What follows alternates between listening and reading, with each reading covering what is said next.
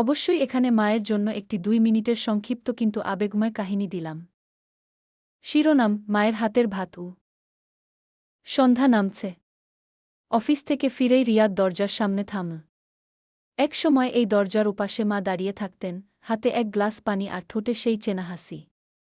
আজ দরজাটা নিঃশব্দে খুলে গেল, ভেতরে কেউ নেই।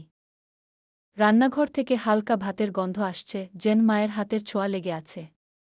সে ধীরে ধীরে টেবিলে বসে পুরনো থালার পাশে একটা ছবি রাখল, মায়ের ছবি।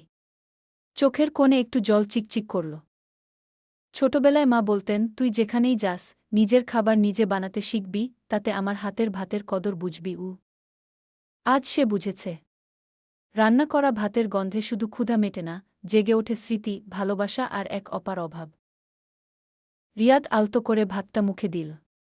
চোখ বন্ধ করেই বলল, মা, তোমার মতো রান্না কেউ পারে না। কেউ পারবেও না গি। চাইলে আমি এটাকে একটু নাটকীয় বা কবিতার আকারেও সাজিয়ে দিতে পারি। কিভাবে পেতে চাও?